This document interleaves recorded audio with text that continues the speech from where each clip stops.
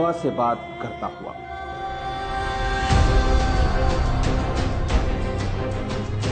रेत के सीने को चीरता हुआ,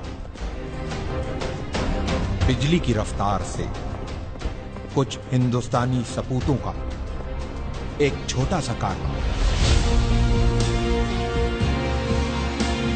तारीख के पन्नों में अपनी जगह बनाने, आंखों में एक अजीम मकसद लिए अरब की जमीन करबला की तरफ रवां। हल मिन नासिरिन यंसुरना। नबी मोहम्मद साहब के नवासे इमाम हुसैन ने जब करबला में इंसानियत से यह सवाल किया,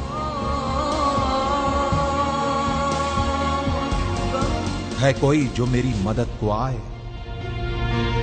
इतिहास ने देखा कि इंसानियत से किए गए इस सवाल के जवाब में इमाम की मदद के लिए अपने घरों से जो हक परस्त निकले, वो रसूल का कलमा पढ़ने वाले मुसलमानों के साथ साथ कांधे पे जनेऊ डाले, माथे पे तिलक लगाए कुछ हिंदुस्तानी ब्राह्मण भी थे। ये वही वीर सपूत हैं जो मदद की शक्ल में हिंदू और मुसलमानों के बीच प्रेम की एक सुनहरी इबारत लिखने करबला जा रहे हैं।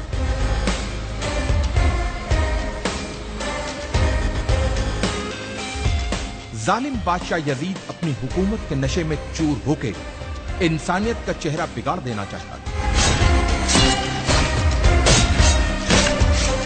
लेकिन उसे यह पता था कि जब तक नबी मोहम्मद साहब के नवासे इमाम हुसैन जिंदा हैं, तब तक वो अपनी मर्जी की नहीं कर सकता। उसके इसी डर ने इमाम हुसैन को उनके परिवार के साथ करबला में घेर के उनसे अपनी हुकूमत के सामने सर झुकाने को कहा।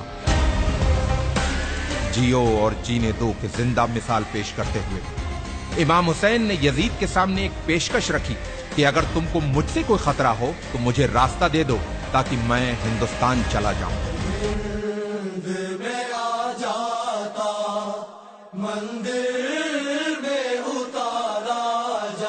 इमाम को दरियाए फरात के किनारे घेर लिया गया, उनके बच्चों और औरतों पर पानी बंद कर दिया गया। यह सब जुल्म यजीद के खत मिलने के बाद इब्ने जियाद ने इमाम हुसैन पे किए। इमाम की तरफ से भी खत लिखे गए।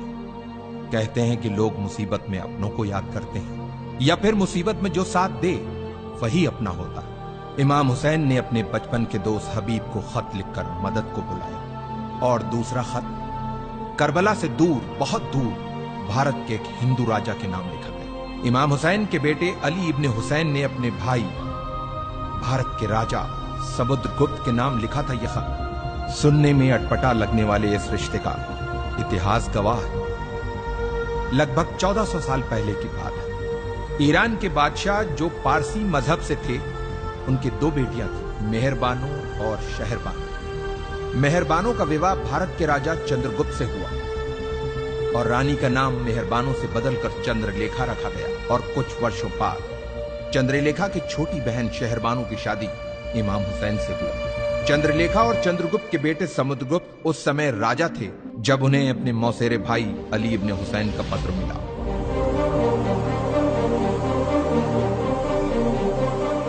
राजा समुद्रगुप्त ने जल्दी ही वीर सैनिकों की एक टुकड़ी तैयार करके उसे करबला की तरफ रवाना किया।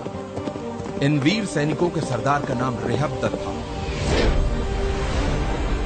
जो एक मोहयाल ब्राह्मण थे। अफसोस, जब रेहबदत अपनी सेना के साथ करबला पहुंचे तो इमाम हुसैन को शहीद किया जा चुका था। यह जान इन ब्राह्मणों का दिल टूट गया और जोश में अपनी तलवारों को अपने गलों पर रख लिया कि जिसकी जान बचाने आए थे, जब वही नहीं बचा तो अब हम जी के क्या करेंगे। लेकिन इमाम के एक चाहने वाले अरब के वीर योद्धा जनाब मुख्तार के मना करने पे इन वीर सैनिकों ने अपनी तलवारों को अपने गलों से हटाया और मुख्तार के साथ मिलके खूने इमाम हुसैन का बदला लेने के मकसद से दुश्मनों से एक यादगार युद्ध किया और उन्हें हिंदुस्तानी तलवार के जौहर दिखाए। इन वीर सैनिकों ने करबला में जहां पड़ाव डाला था, उस जगह को हिंदिया कहते हैं, जो जगह आज भी उसी नाम से मौजूद है। इन ब्राह्मणों में से कुछ करबला में वीर गति को प्राप्त हुए, कुछ वहीं बस गए और कुछ अपने देश भारत चले आए।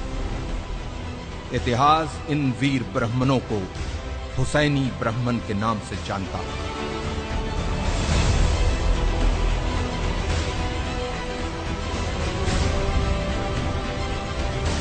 तारीख के पन्नों में दबी हिंदुस्तान और इराक की इस महान कहानी को हमारे लाखों सलाम।